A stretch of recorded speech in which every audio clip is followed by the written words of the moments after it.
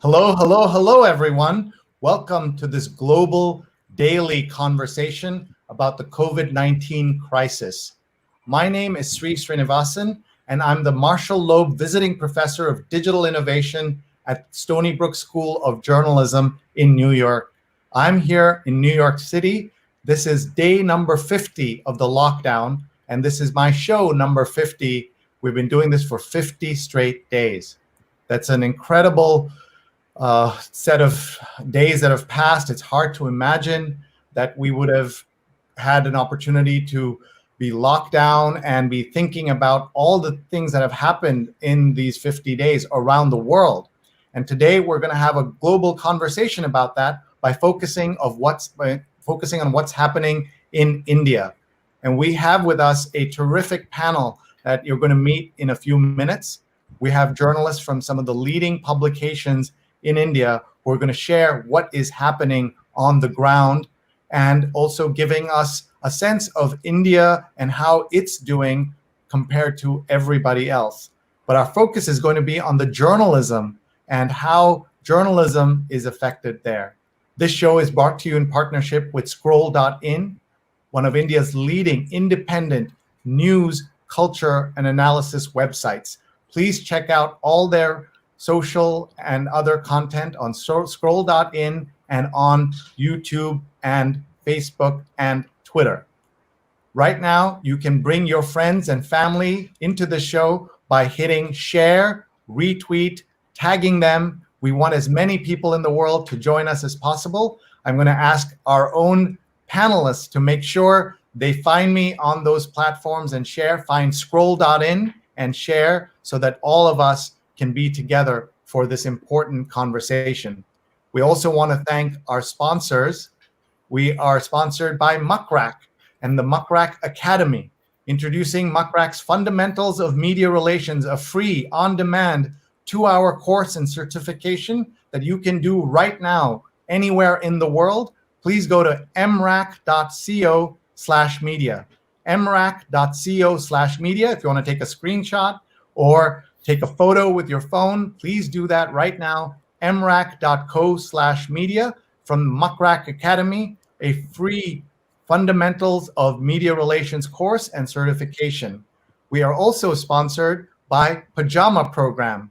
For every $10 donation made, Pajama Program will deliver a new pair of pajamas and a book to support a child of an essential worker. Please donate today at bit.ly/pajama1, bit.ly/pajama1, and donate today. This ad was paid for by a third-party donor who wanted to remain anonymous and support an excellent charity. And you too can do that. Here are our sponsorship rates. They're very inexpensive. Please email me, sree@sree.net, sree@sree.net. I'm very grateful to our producers who make this show possible. Rose Horowitz, tweeting at RoseHorowitz31, and Vandana Menon, Vandana_Menon. Also, big shout out to Karnika of Scroll.in. All right, we're ready to bring in our panelists. So please stand by as I bring them all on the screen. Hi, folks. We are joined by Anna, Aseem, and Mukunth, and we will also have other folks joining us. We are having some tech issues, but we're glad that you're all here. Aseem Chabbra, who's a writer, has written about Irfan Khan, the great Bollywood actor who passed away. He's written a book about him, and he will join us. He's here now, but he'll come back to join us in a little bit to talk about Irfan, the passing of Irfan, as well as the passing of Rishi Kapoor. Aseem, how are you doing? Where are you? We'll just have you say hello, and then we'll bring you back. I'm in Noida, right outside of New Delhi. I'm doing okay. It was a couple of very tough days, but it's been tough in any case for the last couple of months. But I'm all right. Okay, well, glad that you're with us. We're also joined by Arunabh. Thank you very much, Aseem. We'll have you come back. We're going to talk about journalism for the next half hour or so, 45 minutes, and you're going to come in and also talk about what's happening in Bollywood and the reaction to the deaths of both Irfan Khan as well as Rishi Kapoor. Thanks very much, Aseem. I'll see you guys later. Yeah, okay. All right. So let me ask each of our guests to introduce themselves and tell us about how they're doing before we get into how journalism is doing. So let's start with Anna Isaac. Anna, how are you? I'm good. I'm in Chennai at the moment. I actually live in Bangalore. I'd come to visit my parents over a month ago, I think sometime in mid-March, and then managed to get stuck here. Thankfully, I guess some small mercies, I suppose. So I work with the News Minute. We're a South-based website, so we cover the South extensively. And so far the lockdown, we've been on the lockdown for nearly 40 days now, and it's been hard. For reporters especially, but otherwise we're still putting out the news. We haven't run out of news, especially in India, especially in the South. So yeah. Okay, thank you. Let's go to Vasudevan Mukunth to say hello. Hi. Hi. How are you doing? Where are you? I'm doing fine. I'm based out of Bangalore. I work for The Wire. I edit the science section at The Wire. I don't think I actually have much to add to what Anna said in terms of there being a lot of work and and many of us are just powering through it at the moment. Like Anna mentioned, again, there's lots to do. So that's about it. Okay, terrific. Thank you. Let's go to Arunabh. Hi, Sree. Thanks for having me here. I'm actually in Guwahati, which has fortunately been one of the least affected states, bigger states in the country. As for me, my primary job is to report on Northeast India for Scroll. But then, there's just one story right now, I suppose. So yeah, I've been for the past month or so, I've tried educating myself on what's happening and try to report on the unfolding crisis. Yeah. About it, I guess. Well, thank you for being here. I want to say that for people who follow India, we don't often have a conversation about India that doesn't feature, at least right now, we don't have anybody from Delhi or Mumbai, and I think that's a good thing. We will have Aseem Chabbra joining us in a little bit to talk, maybe give us a little bit of the Delhi perspective. But here you have representatives of parts of India that often don't get seen, at least in the American press. And just very grateful to all of you for being here. Let's look at some of the comments that are coming in from around the world. Pradeep says hello, and Jonathan's watching from the East Village. Folks, tell us where you're watching from in the comments, and we'll bring your comments up on screen. Subra Jyoti says hello. Aloo Pakoda says hello. Incredible. I like that. Aloo Pakoda, if you don't speak Hindi, is potato and fritters, right? And Sudipta says, welcome. Phil Stevens says, good morning, Dean Sree. I used to be his dean. I used to be a professor at Columbia. That's how we know each other.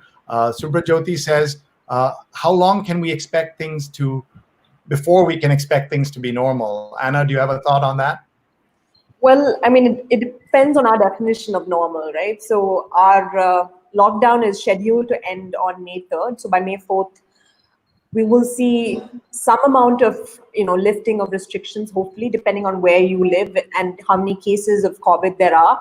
I live in Chennai, and there are about over 900 cases at the moment. We just went through a full lockdown this last week, essentially for 4 days, and I don't know if we could call it a success, because just before we went into that full lockdown, we saw people panic buying, so going out on the streets, going out of the markets. There's basically absolutely no social distancing or no physical distancing whatsoever. Then thereafter, once that full lockdown was gradually lifted, we once again saw yesterday a lot of people coming out of the streets. So the effects of those were kind of counterproductive. So I don't know where we're heading, but definitely in places that are considered hotspots, we will see a continuing of restrictions as I see it. Thank you. We're looking at some of the comments here. Verma says, welcome. Tanvi Gautam's watching in Singapore. Joe Apio is watching outside Atlanta, and he's correcting my pronunciation, Joe Apo. And he's also tagging his friends, folks. You can do that. Please go in on Facebook and on Twitter, YouTube, tag your friends so that they can be here and watch this live or later. Fast Flow is watching from Kashmir, And Verma says, please create a TV channel in Hindi. It's urgently needed. I'm going to ask Arunabh to respond to that. There are so many TV channels in India, so many in Hindi. What do you think is behind that? His comment. I think first of all, I make a request to please don't watch TV news, and please read the papers and subscribe to and read news websites like Scroll, News Minute, The Wire. I mean, any news website, any independent news website of your liking. I mean, why there are so many? I mean, as this is, I suppose, a long discussion. I mean, traditional forms of media, particularly papers, unlike the West, have continued to thrive in India for a variety of reasons. But I think this pandemic will probably, in a lot of ways, also change the media scape in the country. Realize that advertiser-funded models probably, people start to realize the limitations of advertiser-funded models. So I think this is the time to support good journalism, good independent journalism, and don't watch TV. Watch the papers, read the news websites. Yeah, we don't need any more TV channels. We all live in enough noise. I understand that. By the way, this is, we have 4 people on screen here. On a typical Indian screen, they're like 6, 8, and then lots of things going around all the time. It's very, very unusual for people who think some of American TV is loud and brash and ridiculous. When they watch Indian television, they'll really understand how crazy it can get. Let's look at some of the comments. Mohan is sending us a virtual hug. Thank you, Mohan. Tanvi is asking in Singapore if these are recorded. Yes, these are all recorded. They're on the Scroll YouTube channel. They're on my YouTube channel, Sreenet, Sreenet. This is day 50 of my shows. We've been doing 50 straight days, including every weekend day, because we believe this is important for us to have this kind of conversation. Let's get some more comments, and then we'll go to questions to our audience. Good morning from the East Coast. Joining from Connecticut, says our producer, Rose Horowitz 31, and Vandana Menon. They're both tweeting. My father is watching in Tirunanthapuram in Kerala, and so slightly further south than where these folks are. Thanks, Acha. Great to see you. And Rao's watching from Poland. Rao, thank you very much for your support of these shows and being here with us. Kanika says, great panel. Thank you, Kanika. And Rao says, greetings from Warsaw to your guests. And we have Mary Ellen watching from Rishikesh. So really, look at this, people from all over. Shashank is watching in Patna. Kanika is watching in Houston, Texas. And she is a doctor and will be joining our programming to help us get more doctors on our show, which we've been doing. Shashank says hello. Neeraj says hello. And Mary Ellen says, I'm a travel blogger in India and promote offbeat destinations. I would love to connect with you. Please email me, sree@sree.net. We'd love to connect with all of you. Vipul says hi from India. Mahesh from Mumbai. Joseph from Bangalore. So let's go to our friend Mukunth, Vasudevan Mukunth, to hear where you see journalism and how it's doing right now, and how would you grade Indian journalism at the moment in these last 2 months, say, of coverage of the story? You've given me the most difficult question. How journalists have done, how would you grade Indian journalism? Well, actually, that's a very difficult question to answer because, I mean, when you say Indian journalism, for example, when you say Indian languages, there are so many of them. That's a very easy sort of parallel to draw because, I mean, the mainstream English press has been doing okay, I guess. But even then, to paint it all with the same brush, I mean, that's very difficult because there are also, at a time like this, very different sort of stories to cover. And I think, for example, that, many social and political issues are being covered well by, some specific publications.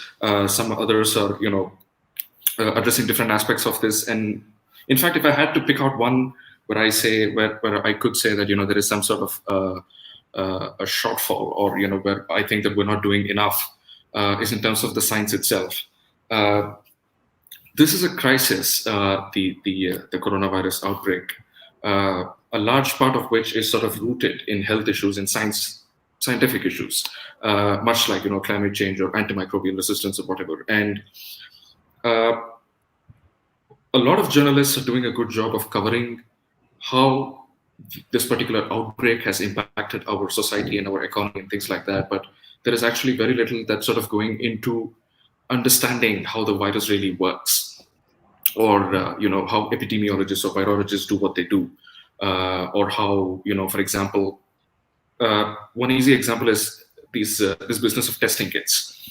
Right now, there's a lot of controversy about whether or not the Indian Council of Medical Research procured these serological or antibody-based testing kits, at inflated prices. And there was also a lot of controversy about how these tests are not very accurate. But the thing is, whenever you're in a crisis like this and somebody is rapidly developing kits, testing kits or ventilators or anything like that, there is always going to be a sort of heightened error rate. These tests always, they were never 100% perfect. Every test is error prone. There are false positives, false negatives, and all sorts of things. But the thing is, in this sort of rush to make sure that everything is covered and to just basically to keep everyone up to date, sort of most of what is being elided, at least among organizations that are taking the trouble and the pain to cover as much as they can, is the science itself. So there, I would say, is a significant sort of that's a significant blind spot. But on the positive side of it, now is also has been the sort of time where a lot of people there is sort of a heightened awareness of the need to sort of understand how science works. We've been seeing this at The Wire, but I don't know what people in other organizations, wherein there is a sort of a demand and engagement with science stories has increased. So we're sort of using this as an opportunity to push out these stories. But the thing is, we're also hoping that once this pandemic sort of ends and the crisis sort of lightens or ends, in the aftermath, this sort of appreciation for science will continue, especially among journalists. So that is how I think I would put this. But apart from that, grading, no, I don't want to attempt anything like that. I understand, but thank you for that emphasis on science journalism. And you're a science writer. I want to give everyone your Twitter handle, which I love. #1 am nerd. I am nerd with the #1. You can see it on the screen right there. I love that, and thank you so much for sharing your views. Let's go to the northeast part of India, to the state of Assam, where Arunabh is with us. Arunabh Saikia. His Twitter handle is Saikia90, using the PSYCHIA90. Very creative Twitter handles here. Anna and I have the more boring ones, but we're going to get now Arunabh to just tell us about how the media has been doing so far, what he thinks of that. And also, I want to ask you, Arunabh, about the Northeast is typically not covered well, even in India. We said it's not covered well in America, what's happening in Northeastern India. But how is it, do you think, covered once you're there in India itself? Right. So the Northeast being not covered is an extremely old complaint, and which is to a large extent entirely true. But I suppose over the last year and a half, ever since the National Register of Citizens came into the news, in the Indian as well as the global press, a lot of people started writing on the NRC and its consequences. So I think that's one thing. That kind of, in a lot of ways, put Assam at least on this, the global map, at least vis-a-vis coverage. I think a lot of American publications wrote about Assam at that point. It's probably the first time in 100 years that they wrote about the state. And I think I agree with Mukund when he says that I think one reason why Northeast is not covered, or even if it's covered, not covered well, is because Indian journalism does a lot of great things, but also doesn't invest in people who are in specialists, in people who are actually following the story. In the case of COVID, say it's science, but in the case of, say, Northeast India, people who've people who are actually invested in the Northeast India. So I suppose it's as COVID has shown, I think it's time the Indian media realized that it's important to have specialized information, and that the generalists are great, but you also need specialists, and the kind of coverage that we've seen in India this time is proof of that, because if you look at the American publications, particularly Atlantic, I've been very impressed by Atlantic science coverage. We are unfortunately nowhere near that, in terms of how the virus works and, and how different people react to the virus. I suppose that's again boils down to a specialized knowledge. So I think that's something that I think Indian editors, should take a look. I mean, should learn from and probably invest more in, science journalists and people who can actually write about science authoritatively. No, thank you. And a shout out there to the Atlantic. So we should give a shout out to our friend Swati Sharma, who is the managing editor of the Atlantic and does a fantastic job, as you just acknowledged. Please follow our great speakers. Today we have Saikia90 at Saikia90. Arunabh Saikia is his name. His spelling is Saikia, but his Twitter handle is Saikia with a PSY. We're also with at 1amnerd on Twitter, and scroll_in. I'm Sree, Sree on Twitter. Let's go to Anna_Isaac. Anna, you and I need to work on our Twitter handles and get them more creative. Tell us, first react to what you've been hearing so far, and then tell us about the way the journalism scene is right now. Well, I agree. I mean, I was a television journalist, and so I can tell you that television journalists prioritizes generalists. And very few organizations, whether it's TV or other media organizations, that actually have specific beats, particularly with science. There are very few organizations in India that actually have a science, beat per se. I think Wire is obviously one, and Hindu, as far as I know. But of course, most organizations have a health beat. But with a pandemic like this, the Newsnet, for example, we're a very small organization. We're 40 people, and we do have a health beat, and we have a doctor who actually reports on the health beat. But it has been tough because obviously it's not one person who's taking all of that load. And understanding this pandemic requires a lot of research, a lot of understanding. So it has been hard because we're also learning on the job, and because there's just so much of confusion. Arunabh had pointed out that there was this great Atlantic piece that I read yesterday actually about why this pandemic is so confusing. Is because from the beginning, obviously it's novel coronavirus, and things have been changing, and our understanding of it has also been changing, and therefore it has been doubly difficult and challenging for us as journalists to put out that information. What we've also realized is that people have very short attention spans. People are reading less and less, and especially in a pandemic like this, people are turning to WhatsApp more, and that is that is really, really sadly unfortunate, because there's all kinds of fake news. So most of our efforts go into busting fake news, like coronavirus doesn't spread. I mean, doesn't you can't cure coronavirus by drinking a cup of tea or gargling and what other nonsense that's been spun on WhatsApp. So we're also learning on the job, and I think hopefully by the other end of this pandemic, we will, as media organizations, make more of an investment, as Arunabh and Mukunth have pointed out, in investing in science reporters who have an understanding of the beat. Thank you. And please follow Anna_Isaac on Twitter. If you're just joining us, we have a wonderful conversation with 3 journalists live from India. They are talking to us about what is happening in India right now and the media coverage. We're focused on the journalism and how the coverage has been evolving. We will be joined in a few minutes by Aseem Chabbra, who's an expert on Bollywood and entertainment writing, to focus a little bit on the conversation on what's happening in Delhi, but also on the deaths of 2 legendary Indian actors, Irfan Khan and Rishi Kapoor.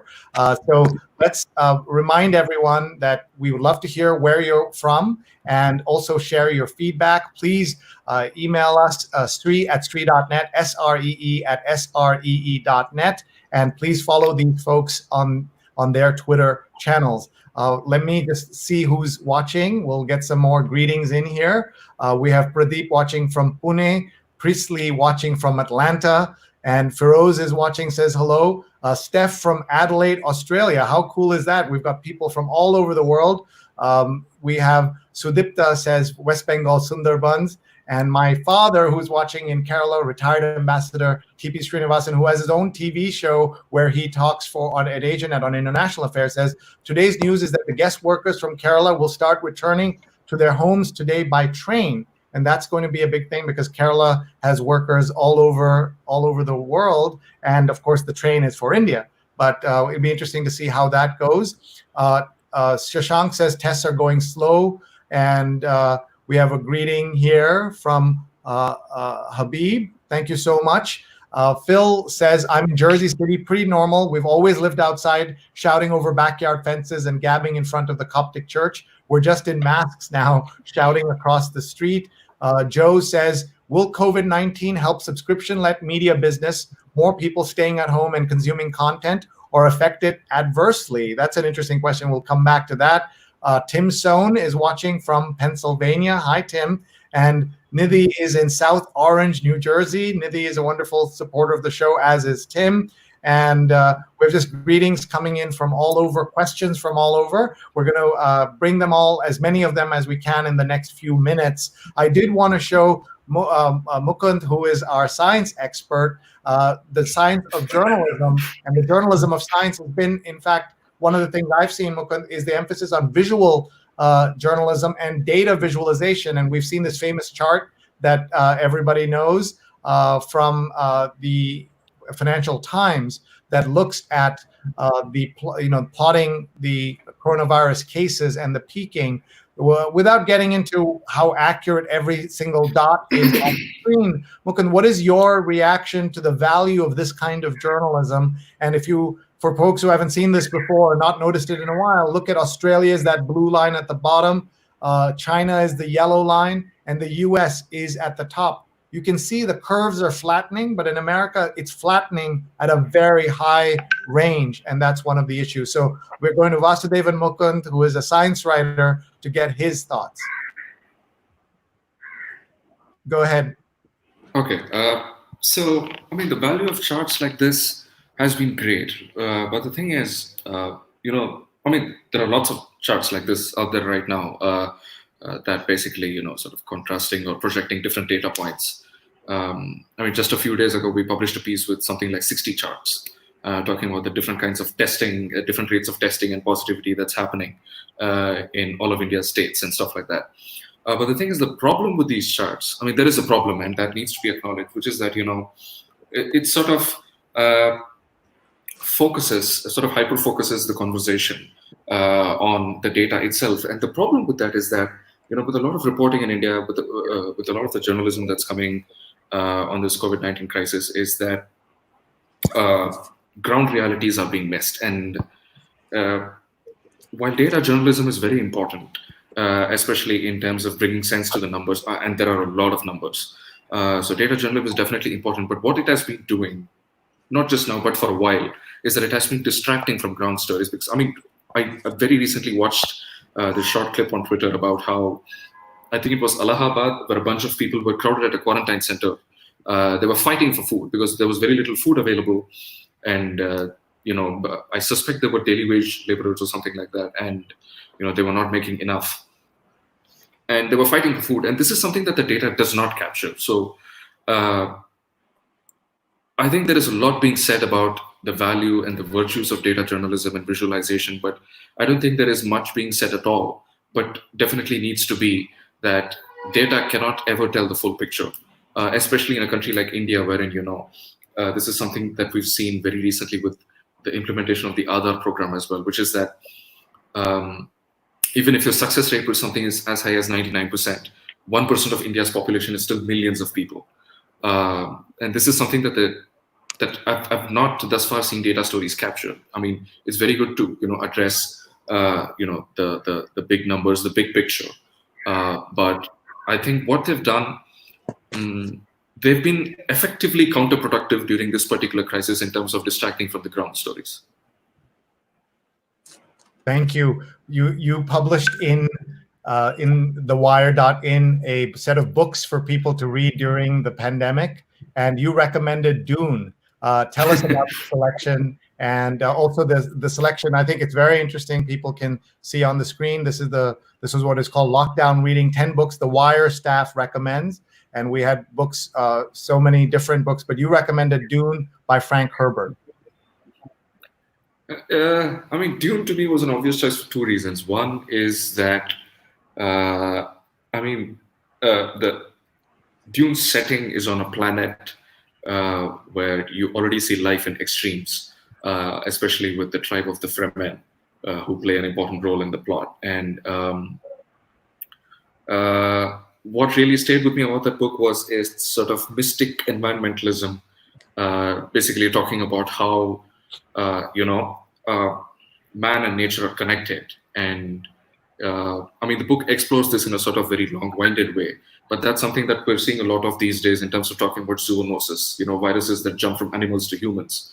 There is a lot of conversation about killing bats because they host so many coronaviruses, or viruses in general. And all of that is rubbish. And, we are very deeply responsible for this crisis that we've brought on ourselves in many ways. And this also sort of alludes to what Anna mentioned earlier, which is that, what do you mean by normal? Yes, life probably will return to normal, especially in India's green zones next week. But the thing is, once this ends, there is still climate change and antimicrobial resistance and environmental degradation and all those sorts of things still facing us that will bring on more epidemics and pandemics. So there is also in the writing that we've published, there are right now, happily, a lot more scientists who are coming forward and writing, especially ecologists, who are talking about this concept called One Health, where you talk about health, not just in terms of your body or your immediate environment, but also in terms of your wider environment, where you live, how you interact with your animals, ecosystem, at the ecosystem level. So Dune, I think, is a very good example of sci-fi that really captures that. And Dune is also special because it's sci-fi, and it's a sci-fi fantasy, very nice to escape from our present reality, because they're both like and unlike. And the third reason Dune is special is because the movie is coming out later this year, the adaptation. So it's good. Great. That's our guest at 1amNerd. He is advertising his nerdiness. I love that. That's Vasudevan Mukunth from thewire.in. I'm going to turn to our two other guests and give them a chance if they have a book recommendation. I feel like we're in a fictional movie or a dystopia that we've been watching, here in New York. When we go out to walk the dog, as my wife has done now, it feels like something's going to kill us. We don't know what it is, but we try to be as safe as we possibly can. Let's also go through some of the comments. We have so many comments coming in, folks. We're so gratifying to see all these comments. Thank you for posting your questions and your comments. Manoj says hello. Raja says, how are other countries dealing with this? Steph says, when will the call center staff be able to get back to work?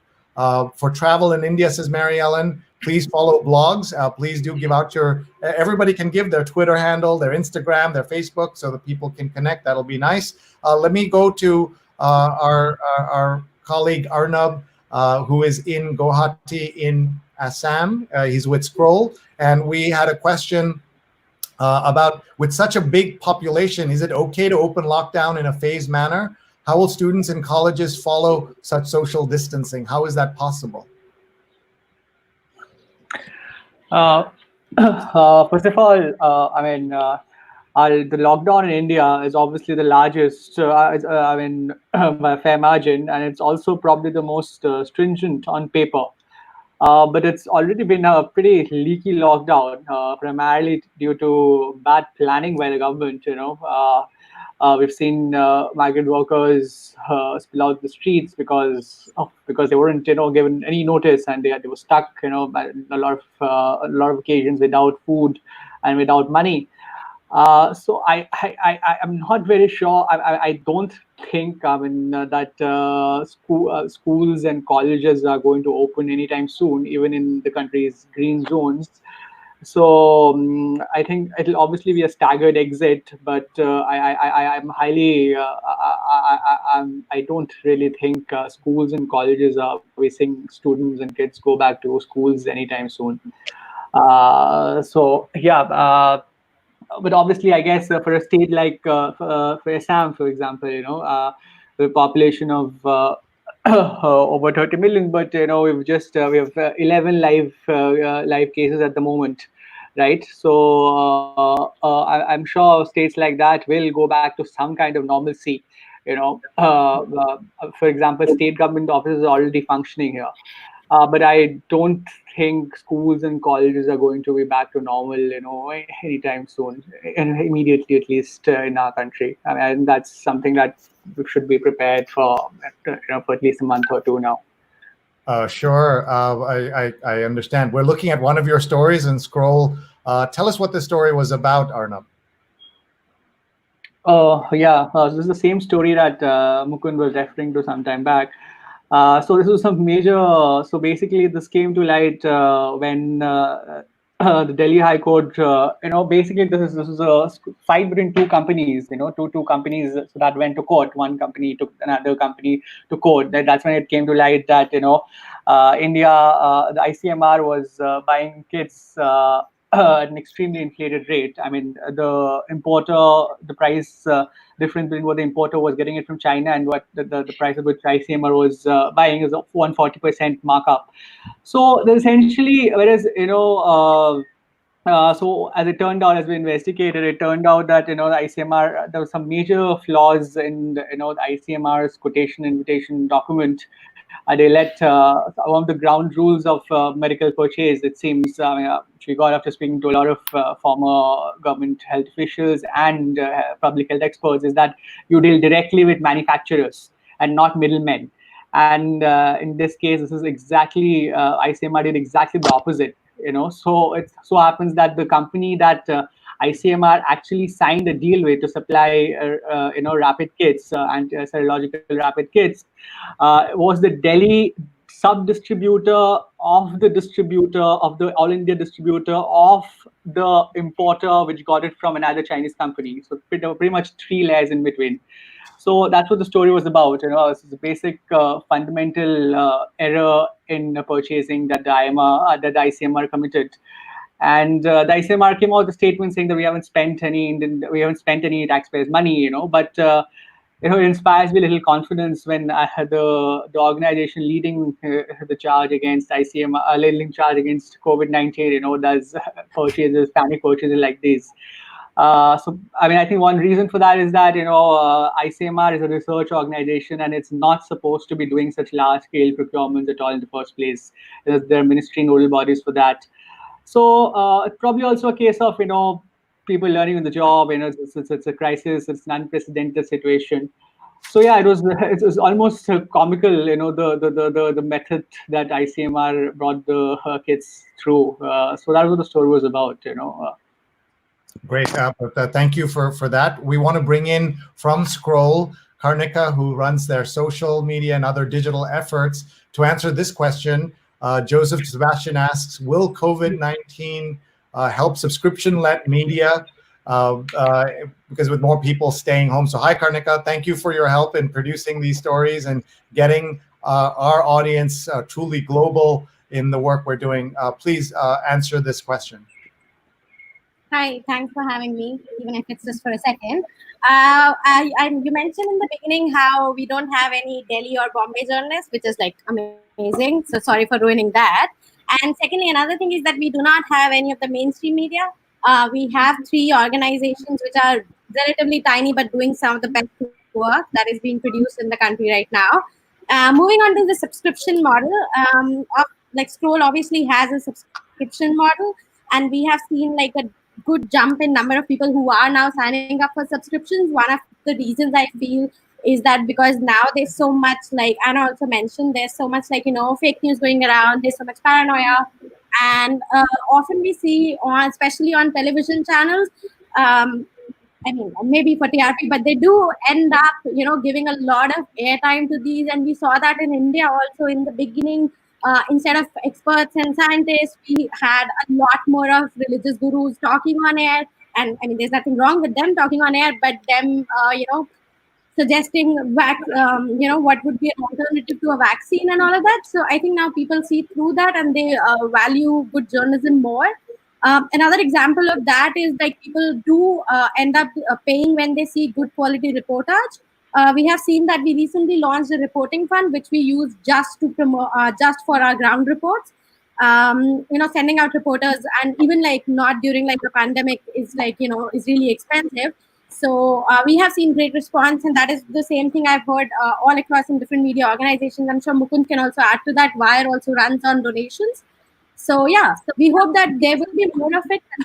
There have been layoffs all across the media sector, not just in India, but also across the world. And the advertising model, which media has relied on for as long as we can remember, is not really working out well for multiple reasons. So I think this is a good chance for people to sign up for media organizations that are doing great work. And I think Mukund wants to join. We want to make sure that Karnika, that everybody understands how they can support Scroll, and I'll ask each of the other organizations also what they are doing and how people can support independent journalism in India. So go ahead and remind us how they can do that, please. Yeah. So if you're an Indian citizen, please contribute to our reporting fund. You can decide how much you want to. Just go to scroll.in/contribute. I'm going to repeat it, scroll.in/contribute. And if you are not an Indian citizen, you can sign up for our subscription. It's called Scroll Plus. It's right there on top, on the left and right side of this, when you go to our website. The URL is scroll.in/subscribe. And what do they get if you subscribe, Karnika? You get an ad-free website, and there are a bunch of these perks and all of that. We curate some experiences for you. So when you subscribe, there will be an option to check out the Plus, and when you go there, there's like a bunch of cool things there for you. When there's some, great suggestions from like different authors, and it's just a lot of cool things basically, which keep changing. So that is why there's no point just like giving one or two examples. I understand. Thank you very much, Karnika. We'll see you again, and please follow Scroll_in on Twitter and connect with them on Twitter, on YouTube, on Facebook. This is a great opportunity for conversations in all those platforms. Thank you very much, Karnika. Thanks for having me. Okay, let me go to Anna Isaac, who's been waiting patiently. Anna, are there ways in which people can support your news organization?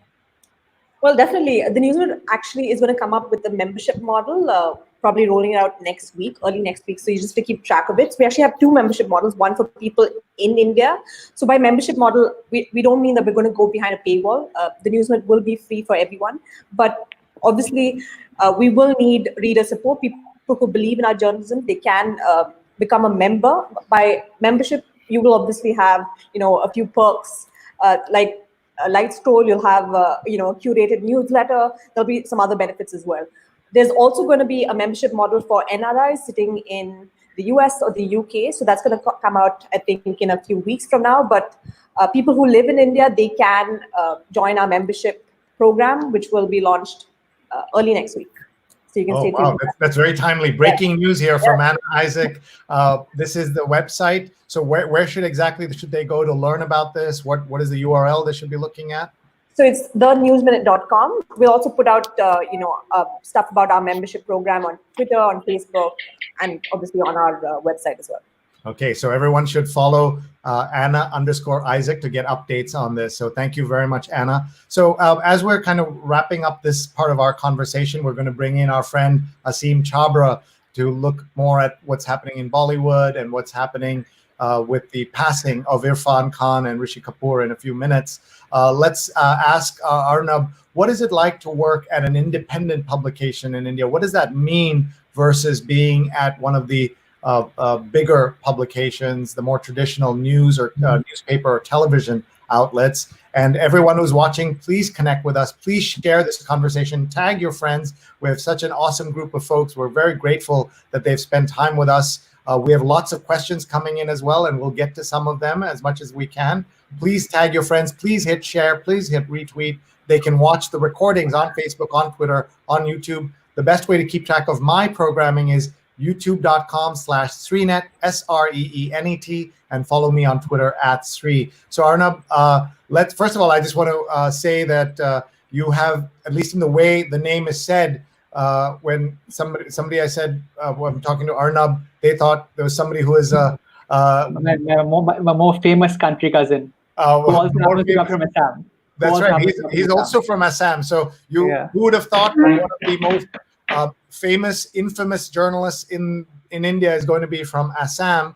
For those of you who don't know, he makes the way he does television is makes Fox News, which we criticize in America a lot because of the way it covers journalism, the way it covers the news. He makes it look like absolutely world-class, serious reportage instead of the sometimes clown show that it is. This is the good Arunabh that we have with us. The spelling is different, right?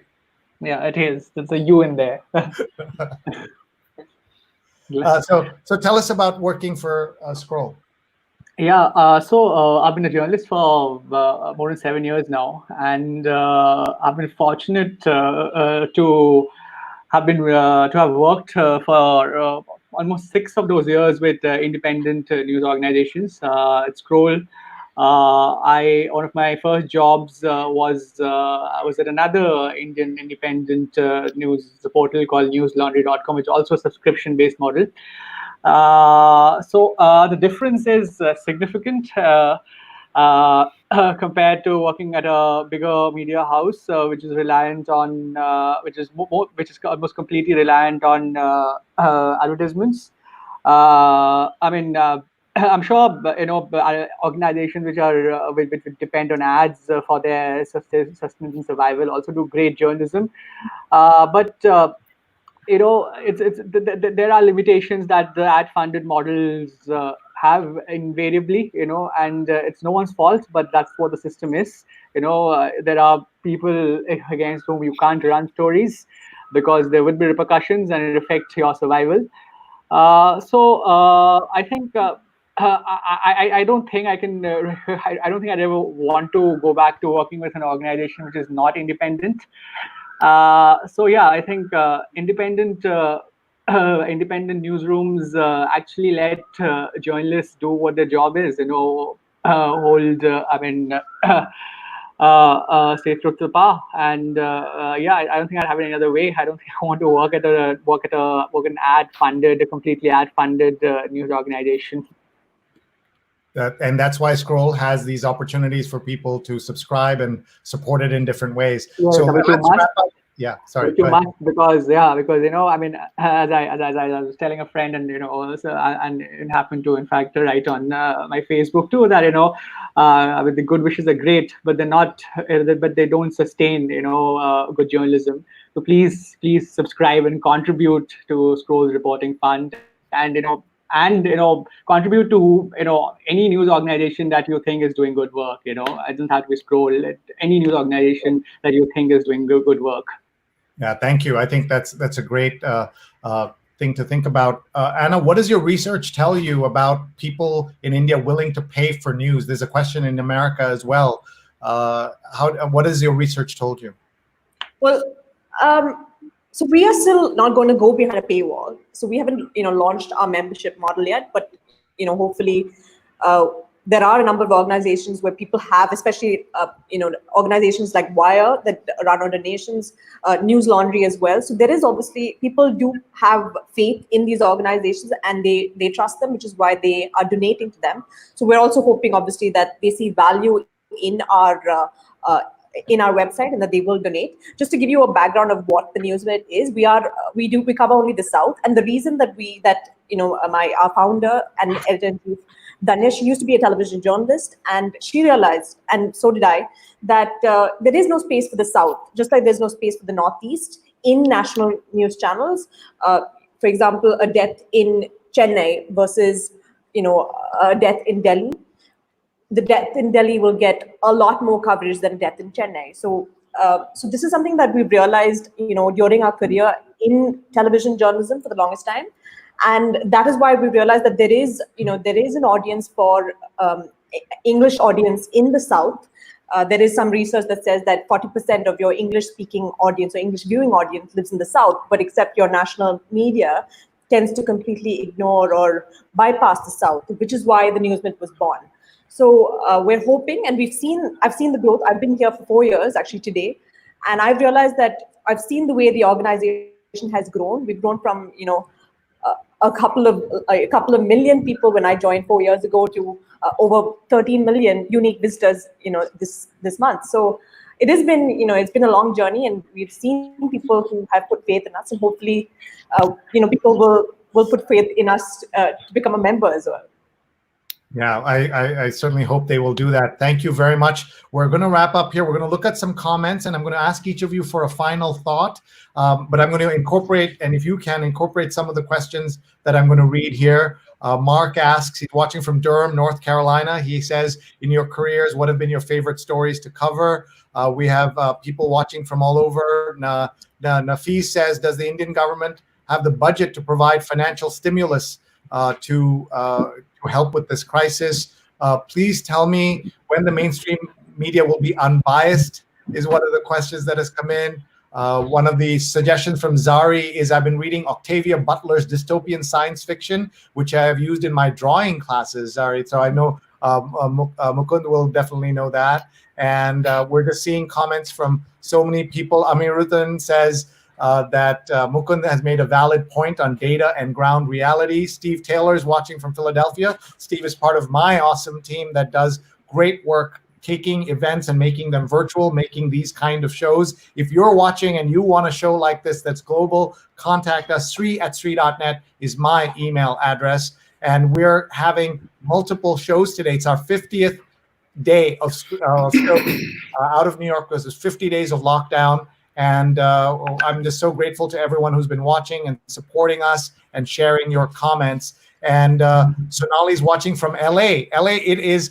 5 a.m. in LA, and she's not even 5 a.m. yet, and she's been watching from 4:30 a.m. in California. So this tells us we've got people watching California at 5:30, and we've got people all the way in East Asia watching as well. So, and I see folks in Hong Kong and other places.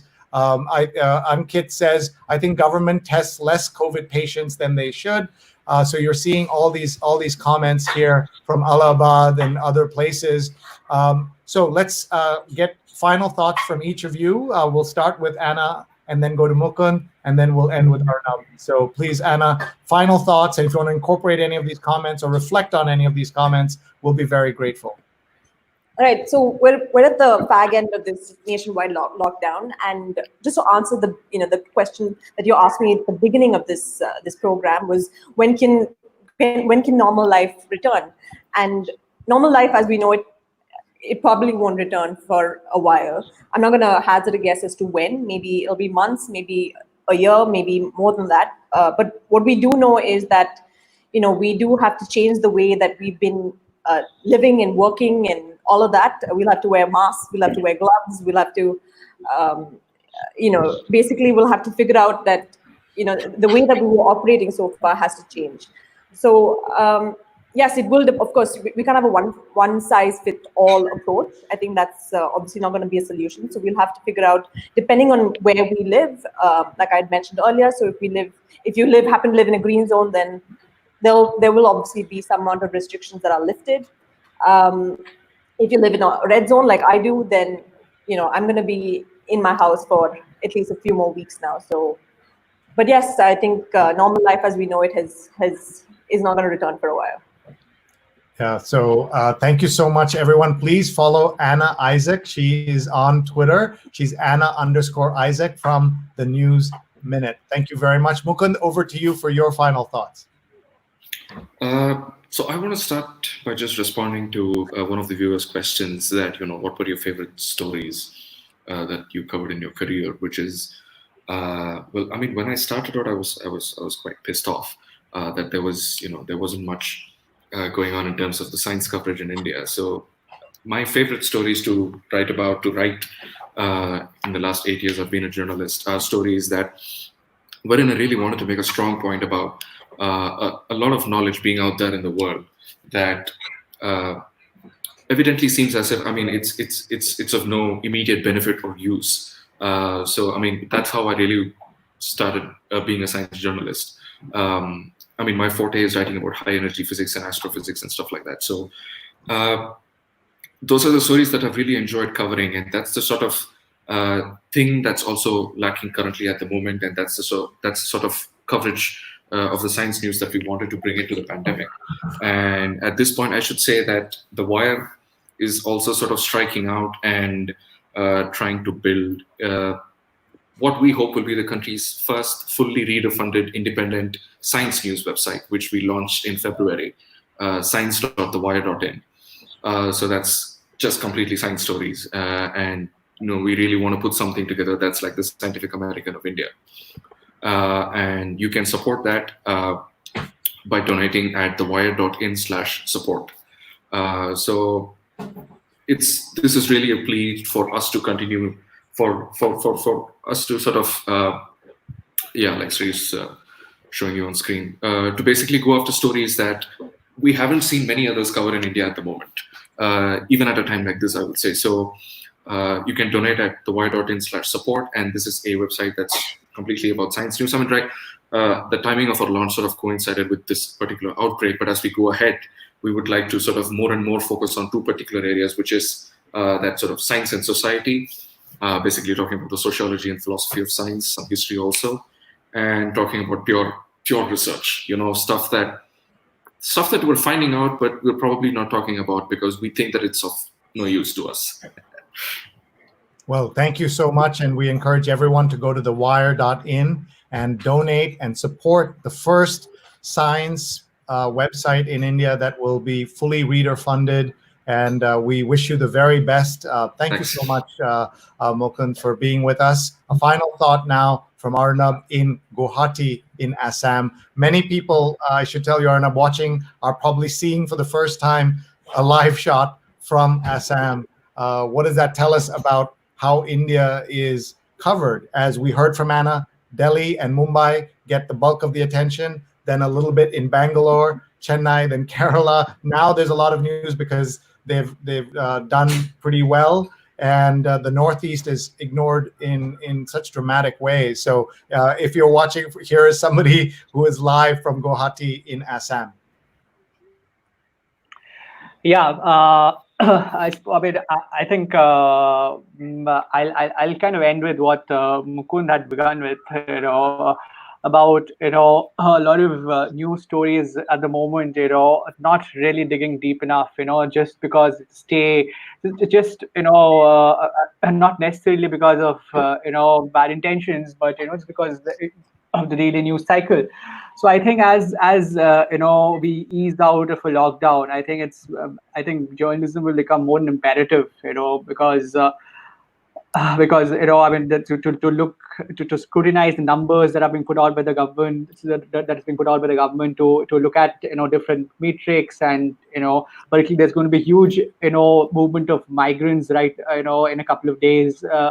So I think India needs journalists, critical journalism more than ever right now. And I'd request all of you watching here to support good journalism, support independent media, so that the stories come out, because there's a lot to report on in the coming days. The lockdown may ease, but then there's going to be a lot of movement of people. People are going to travel thousands of kilometers in some cases to go back to their homes, and there's a lot of stories, so and those stories need to be told. And I think I hope viewers who are listening in would contribute to news organizations who have tried telling those stories. Thank you so much. I just want to read a couple of comments and then we'll let you folks go. Tutan says, nice to listen to you. Thanks a lot.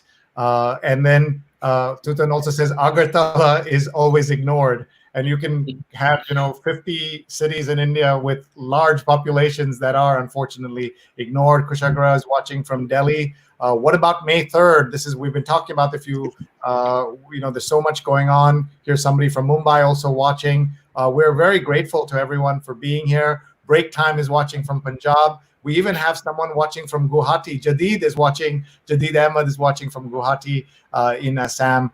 Thank you so much to all of you for being here. I'm just going to thank each of them and give everybody their Twitter handles and then let them go. Anna Isaac, thank you very much for being here. She's Anna_Isaac. Very grateful to you, Anna. We also have Vasudevan Mukunth with us, who is with The Wire. Thank you very much. He's at #1 am nerd. I am nerd. I like that. Anna Isaac is from the News Minute, and Vasudevan Mukunth is from The Wire, and joining us from The Scroll is Arunabh Saikia, who is Saikia90, spelled PSYCHIA. Thank you very much to the three of you. We're going to continue our conversation now with Aseem Chabbra. I just want him to say hello to you folks again. Aseem, say hi. How are you doing in Delhi? I'm doing good. I'm doing good. What did you think of their conversation? We'll let them go, but we'll just let you say hello to them. Hi, guys. Sorry, we haven't met before, but I thought it was fascinating. I was listening to the last 15 minutes. It was fascinating. Okay. So, thank you very much. Bye, Anna. Bye, Mukund. And bye, Arnab. Okay. So let's talk to our friend Aseem Chabbra. Let's just reset here for a minute, tell you what we're doing, what's going on. This is the show that you just watched. A terrific conversation about journalism in India with Arunabh Saikia, who is from Scroll. We had Anna Isaac from the News Minute, and we had Vasudevan Mukunth from The Wire. We were also hoping to get Tabassum from Indian Express. Last minute reporting assignment came up. We hope to have her on a future show. But this is one of just 2 shows today, because this is the 50th day of this lockdown in New York, and the 50th straight day we've been on the air bringing you stories from around the world. We've been to Sri Lanka, we've been to Italy, we've been around the world, and we have a show tonight to celebrate and to mark the 50th day of this. So we did the morning show at 7 a.m. in New York. It's now 8 a.m. And we also are doing a 9 p.m. show, which will be 6:30 a.m. in India. We're calling it Open Mic, Open Camera. Everybody is welcome to come on and talk to us, share with us what's happening, how they've been feeling, and we're just absolutely delighted. It'll be very early in India, but it'll be 9 p.m. here in New York City. Please email me, be in touch. Sree@sree.net is my email, sree@sree.net. I am just so grateful to everyone who has supported us all these days, and we're on 50 straight days. I have to tell you that part of what I'm celebrating amid all this tragedy is just making it to this point. We've had so much death, so much carnage in a way that's non-violent, where in some people use the word culling to describe the 1918 pandemic, the Spanish flu, and that's sort of what you're seeing here. So many important people in our lives have just left us, and with not even a chance to say goodbye. And it's been very, very sad. You can hear it's 8 a.m. in our apartment in New York. That means breakfast is being prepared. Kids are getting ready to go to school on Zoom. When we started the show, we thought it'd be a few days, maybe a couple of weeks. It's been 50 straight days. And we want to thank all of you for watching. Please email us, give us your feedback. We have a very important conversation that's coming up right now with my friend Aseem Chabbra, my dear friend Aseem. It's so good to see you, Aseem. I love your shirt. Thank you. And you're looking good. And I hope you've shared this on Twitter and Facebook. I hope you've done that, Aseem. If not, I have. Yes. Okay, good. So let's get right to it. We should tell you why we brought you in separately. Those journalists are mostly covering the news. You're covering entertainment news. You're covering movies. You're a film curator, a festival director. You're doing so much interesting work. You've been writing film criticism and columns for years, and you've written multiple books about some of India's biggest movie stars. And we want to tell you that we wanted to have you here because you wrote a book about Irfan Khan, who just sadly passed away, and then Rishi Kapoor passed away, and you wrote about a member of his family in Shashi Kapoor, and this book, The Householder, The Star by Aseem Chabbra. So proud of this book, Aseem, and what you did with this. I've not had a chance to read the Irfan book yet, but I of course look forward to seeing it. I did look in the table of contents here in the index, and you mentioned in the Shashi Kapoor book 2 Rishi Kapoor movies that are in here, right? Kabhi Kabhi and Dusra Aadmi and Duniya Meri Jab Mein and Sadhana. And Duniya. So 3 movies that Rishi Kapoor is mentioned in here in the book on Shashi Kapoor. Maybe you'll start by just explaining the family lineage of all of these people. So the Kapoor family is, I'm sure most of your listeners, a lot of your listeners right now are from India, because it's 5:45 in the afternoon, and they all know what I'm talking about. The Kapoor family is one of the most best known film families in the Hindi film industry. The gentleman on whom I wrote the book, Shashi Kapoor, his father, Prithvi Raj Kapoor, was the sort of this doyen of Indian cinema, ran a theatre company before independence through the 50s. And he had 3 sons, Raj Kapoor, Shammi Kapoor, and Shashi was the youngest. Raj Kapoor had 3 sons and some daughters. Raj Kapoor's second son, number 2, Rishi Kapoor, really sadly died yesterday. He had leukemia. He was only 67 years old. He had come to New York for treatment in 2018, and through 2019 he was in New York for a while. And we thought he was getting better, but then there were reports a few days ago that he'd been admitted to the hospital. So Rishi Kapoor actually, after his father Raj Kapoor, who's of course passed away many years ago, and Shashi Kapoor, who passed away, his uncle passed away a couple of years ago, Rishi Kapoor actually was the best known actor from that family. He became a big star, very likable, did a lot of romantic roles, a lot of songs, very charming looking guy, very good looking. Started off as a very young actor in his father's films actually, and then started acting in many other films also. So yeah, he was much loved, and unfortunately, so sadly he died. Let's get some of the comments that are coming in. People are watching. Folks were talking about the Bollywood film industry, and they lost 2 incredible, well-known actors, Irfan Khan, and also lost Rishi Kapoor. Kushagra has a question. How much is the film industry losing in all of this? Well, I mean, losing in the sense of talent. First of all, the film industry is losing in any case, because that's global. There's no television, there's no films being shot in Hollywood or anywhere else in the world.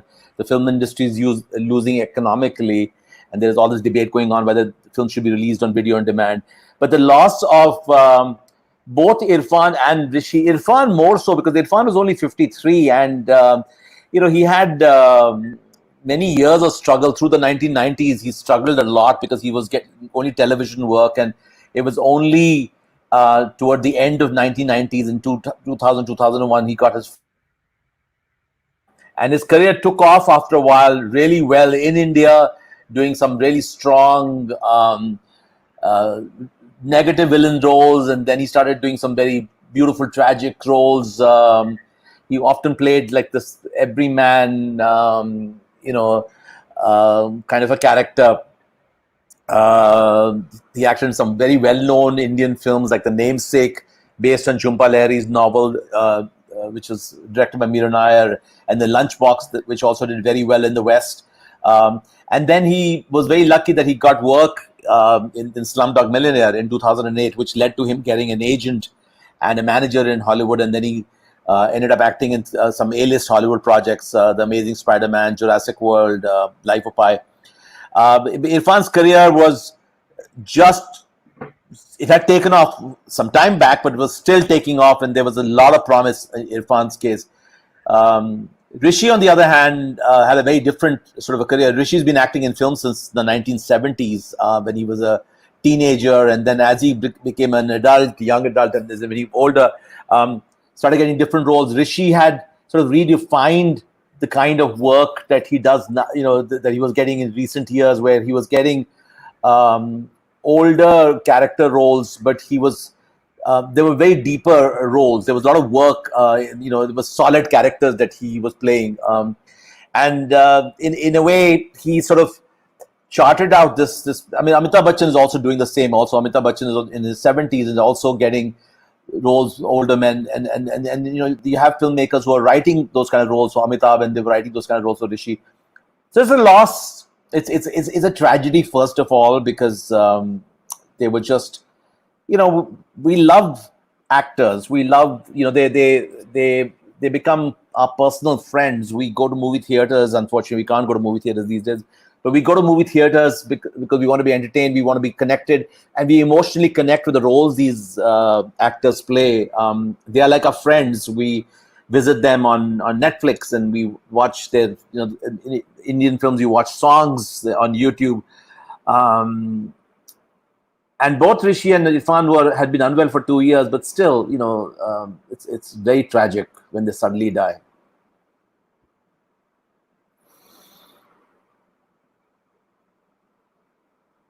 Sree, did I lose you?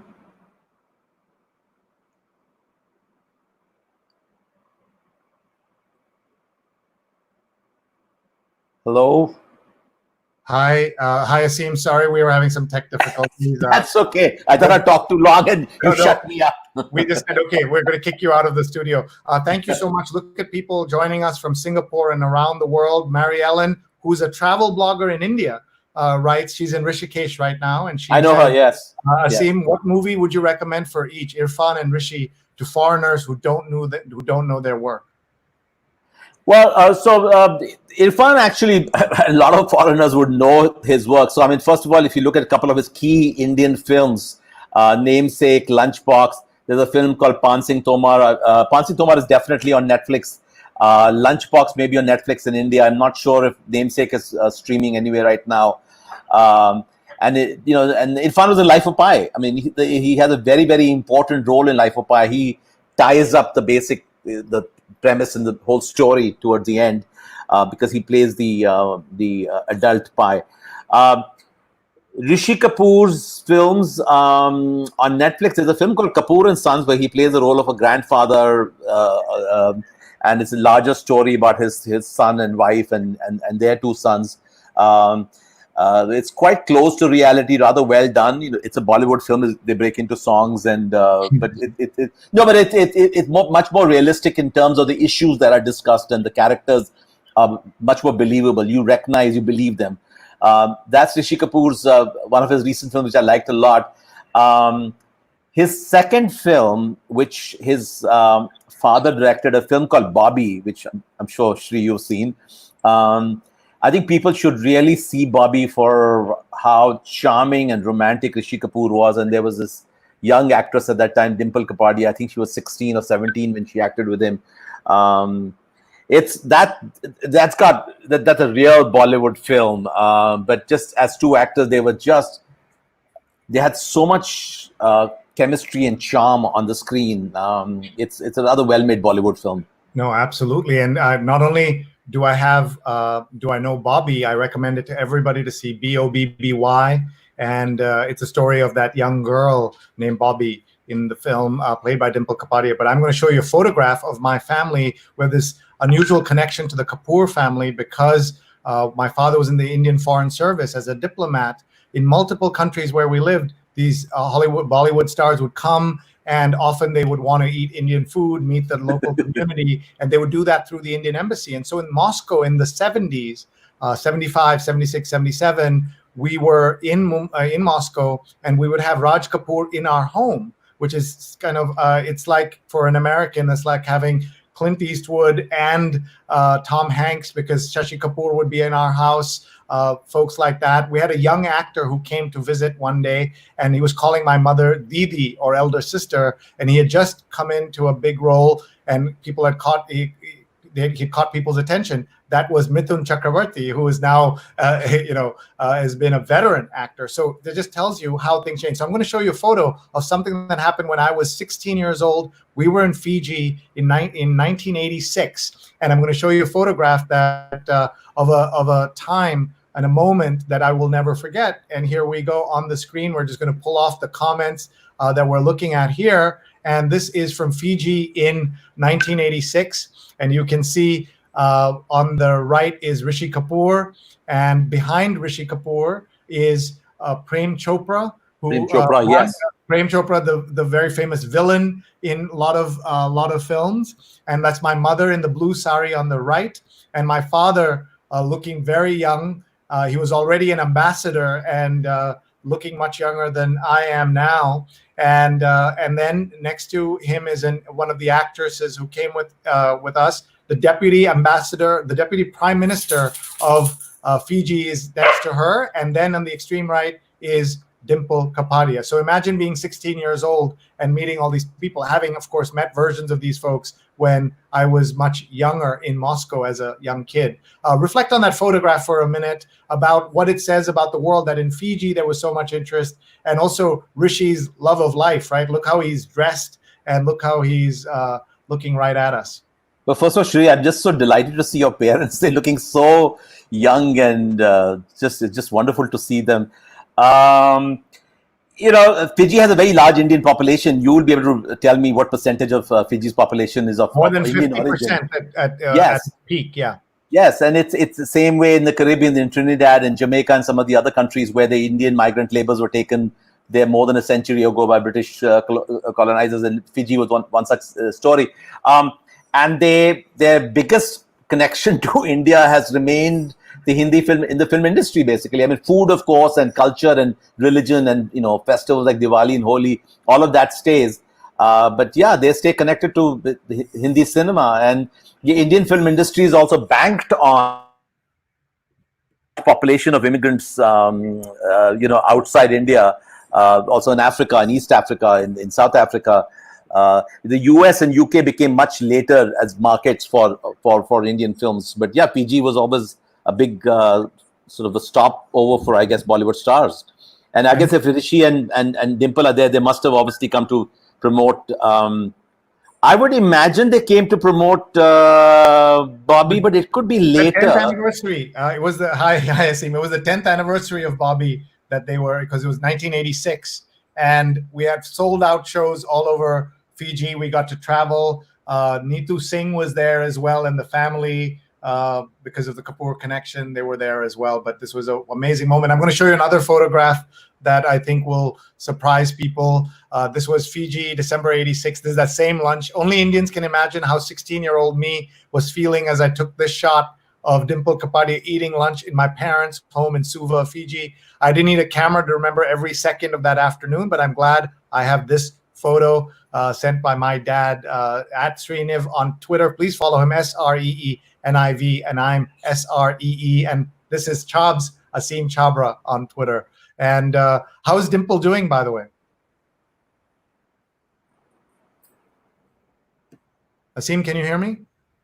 Yeah, I can hear you. Yeah. I was looking at Dimple, and so obviously, she looks older than when she was 16 years old herself when she acted in Bobby, and then she got married, so she was in her mid to late 20s at that.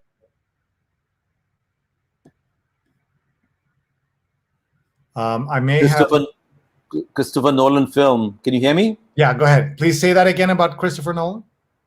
Dimple has played a small role in the new Christopher Nolan film Tenet. I don't know when it'll be released, whether it'll be released in theaters or online. We don't know that yet. But yeah, Dimple has acted with Christopher Nolan.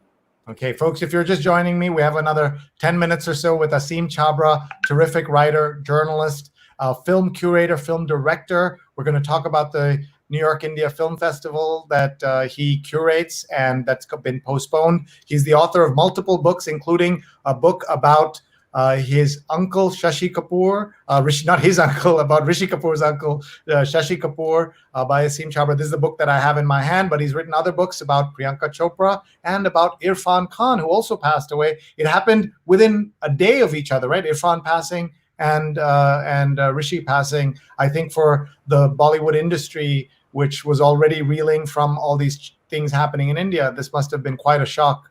It came, and Irfan lost his mother a few days before. I think she died about 3 days before his death. So she died early this week, and then Irfan died on Wednesday. Today's Friday, yes. So yeah, Irfan's mother passed away in Jaipur, and obviously, he could not go to Jaipur because of the lockdown, but also I think Irfan's condition was obviously not good. And then on Tuesday, there were reports that he was admitted to the ICU. He had a very rare cancer, neuroendocrine tumor, which hardly anybody had heard of until Irfan announced exactly 2 years ago in the spring of 2018. And then he went to London for treatment. He was in London for practically 6, 8, 9 months in 2018. Then came back to India, acted in a film called Angrezi Medium. He shot a film early 2019, which is now available on, I think it's available on Amazon Prime. Say it again, the title. Say the title again. It's called Angrezi Medium, English Medium. It's a sequel, kind of a sequel to a film of his that came out about 3 years ago called Hindi Medium, which was his biggest hit. Unfortunately, Angrezi Medium was supposed to release in theaters March 20th or something, and it stayed in theaters only for a week, and then there was a complete lockdown and all the theaters shut down. So the film finally it's now available streaming online. People should see it for Irfan. It's not a great film, but his performance is just absolutely really winning, and it's his last performance. But there are far bigger and important roles he's acted in. He's performed. Thank you so much, Aseem. We're talking to Aseem Chabbra, film critic, film writer, film curator, and film expert. And we're just so grateful that you're with us, Aseem. I'm so happy to see you, partly because I've been talking to so many strangers over the last 50 days, but I'm also trying to fit in as many of my friends, even family, just to connect with them like this, and it means a lot. Let's look at both of their Twitter feeds. By the way, Aseem is terrific on Twitter, CHHABS on Twitter, Chabs on Twitter. Please follow him. For a while, at least, we used to say he's the only person in the world who has this Venn diagram. He's followed by both Amitabh Bachchan and Boy George. That combination does not exist on the planet except with this guy, Aseem Chabbra. Let's look at the Twitter feed of Rishi Kapoor for a minute. We're just going to pull that up here, and you can see it.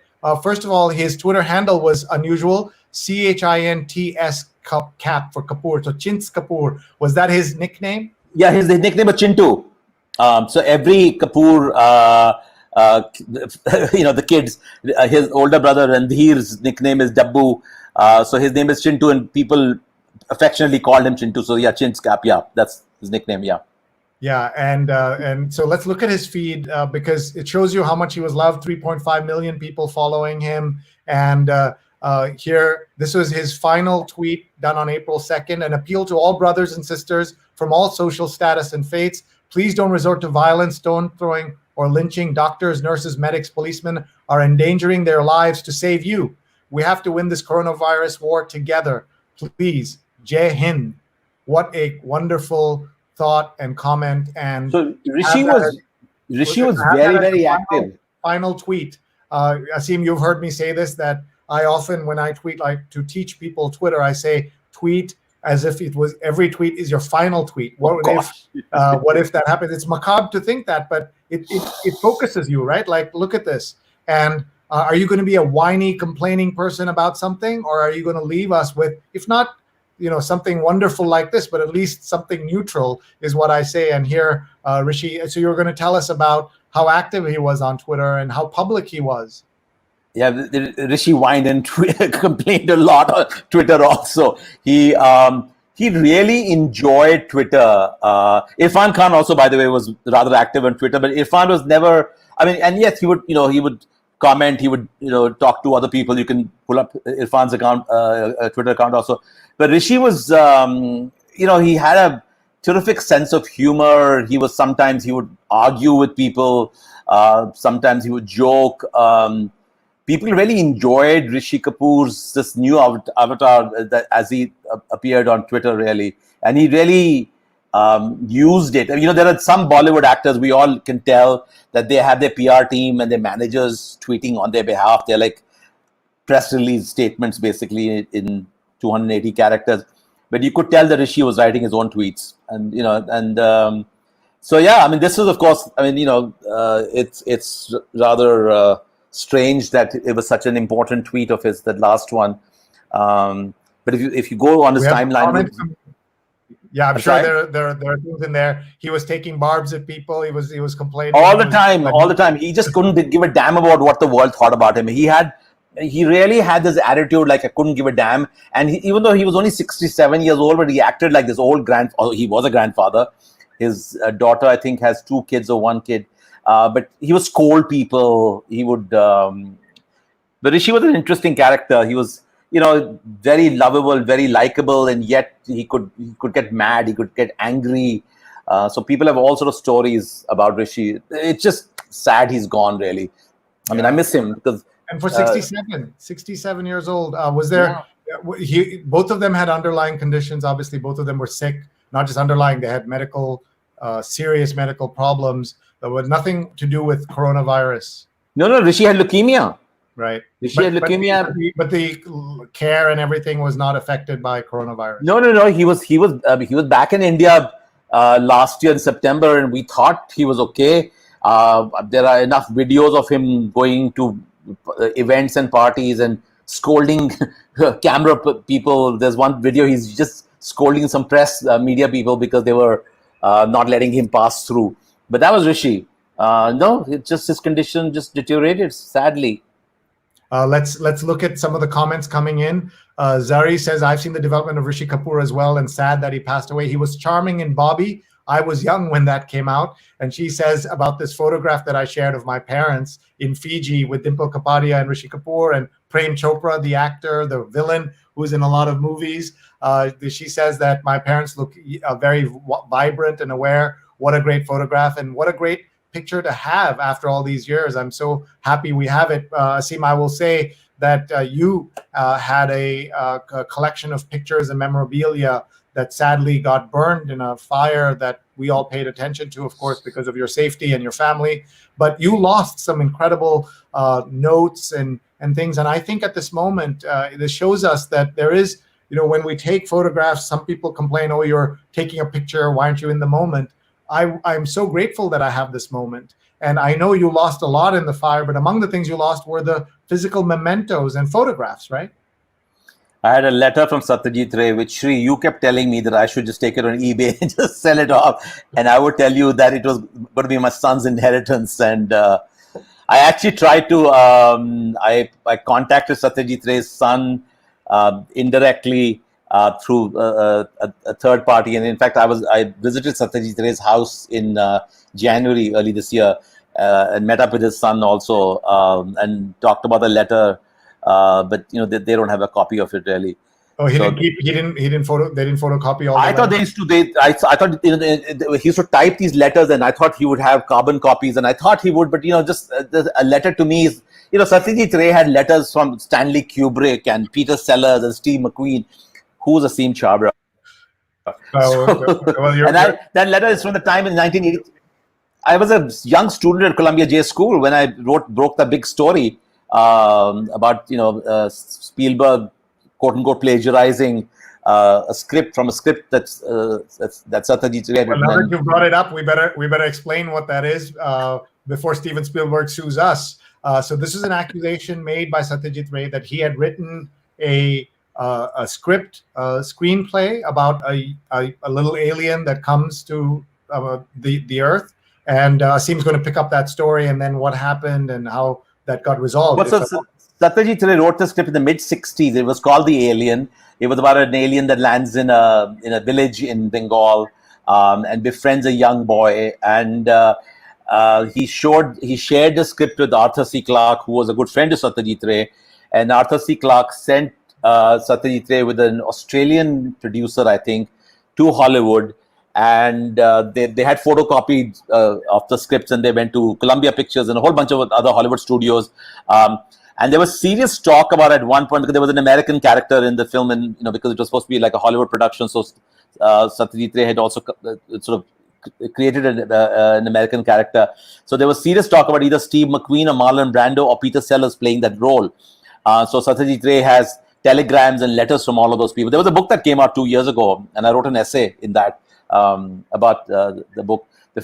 So that was in the 60s, and then that film didn't get made, and Satyajit left those photocopies of his script everywhere. And in 1982, 1981, 82, 82, Spielberg made E.T. And Arthur C. Clarke saw E.T. in London. It hadn't come to India. Satyajit Ray was busy with some other film. And Arthur C. Clarke called Satyajit Ray and said, look, there are a lot of similarities between E.T. and your script. But it's not like it's a complete case of plagiarism, because there's a lot of differences also. So you cannot accuse him of totally lifting it. But there are up the phone and talk to Spielberg. And I was just a young student at Columbia J School in '83 when I happened to see this little piece of news in India Today magazine, and I took that as a class assignment for Columbia News Services, because I had to graduate. But I didn't realize that it would become such a huge story, because it exploded at the time when E.T. was running for the neck-to-neck for Oscars with Gandhi, and LA Times did lots of follow-up stories, and Philadelphia Inquirer, and So what was the upshot of that? What happened? Nothing came out of it. Nothing came out of it. Satyajit Ray got really upset with me, because he thought that my story had sort of given him a kind of a reputation that he was not looking for. He didn't expect this kind of, he was not a sort of a gossipy kind of a controversial kind of a guy. So I think that was his biggest issue with and that letter he sent me basically said that. But the good thing that came out of it was, hello? Yeah. Did I lose you? No, sorry. No, you're here. You're here. Yeah. The good thing that came out of that was that in 1992, the Oscar ceremony was in February or March. Ismail Merchant and James Ivory worked very closely with Martin Scorsese and Steven Spielberg to get Satyajit Ray an honorary Oscar, because his films had never won an Oscar. And by the time the Oscar arrived, Satyajit Ray was in bed because he was in a heart condition, and he died a few years later. So I guess Spielberg, of course, knew about the controversy, but I guess they made peace with, and Ray also made peace with them. He accepted the Oscars. So. No, that's great. Vandana is talking about one of our producers, Vandana Menon, says, I love the last shot of Irfan in Angrezi medium, sitting in the back of a car, yes, looking out the window, yes, hopeful. And Vandana is one of our two terrific producers who makes these shows possible. Vandana Menon _Menon on Twitter, and Rose Horowitz 31. As we wrap up here, it's already we've been on the air for an hour and a half, Aseem.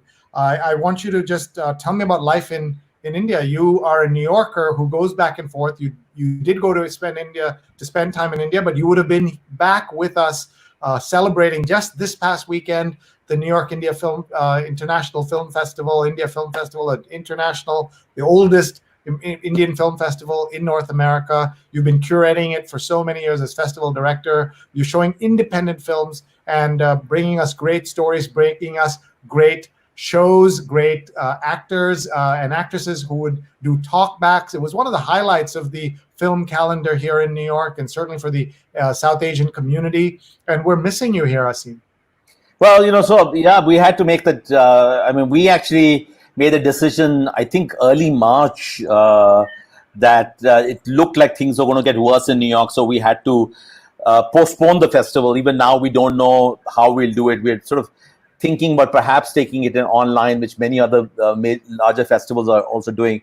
So we had to do that. But I also had some personal health issues. I had a back surgery. So I was in India in bed, resting, when this coronavirus situation broke out. And then suddenly there was a lockdown. And now that my back is fine, I can't leave India because the airports are shut. And Sree, I miss India. I miss New York a lot, but New York sounds very scary. I mean, it's a lot safer here in India, at least now. And that's one of the things that is surprising a lot of people, because health outcomes in India, sadly, are not as good as they typically are in the West. And now you're seeing that New York has become the epicenter. New York has become kind of the worst place to be. 40% of our building has left, have just moved on and gone off to other places. And that tells you something. We also want to say that for my wife, Rupa, who you know so well, the way that this Corona story really caught her attention and came home in a big way was the death of our friend, Floyd Cardoz, the amazing chef and who had pioneered Indian cooking in kind of high-end fusion Indian cooking in America. And he changed, as I said on NDTV that day, not just the Indian food scene in America. He also changed the American food scene in America by making it much more friendly to Indian food. He won Top Chef Masters, and he made upma, if you remember, as the final dish. And he was just such a great part of the New York Indian community.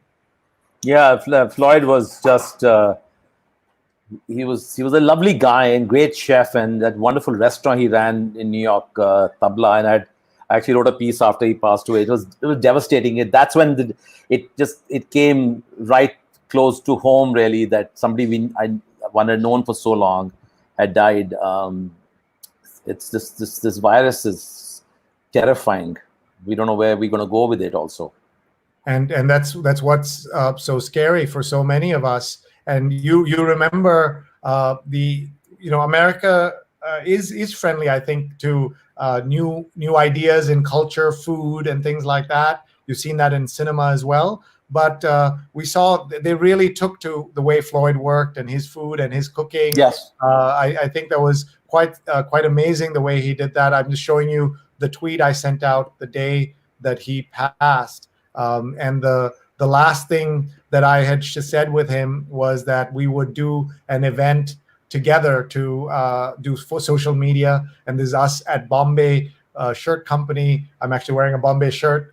They sponsor a lot of my work. And we were together at the Bombay Shirt Company store. And next thing you know, he's passed away. And it's just so sad because he's such a high energy, wonderful person.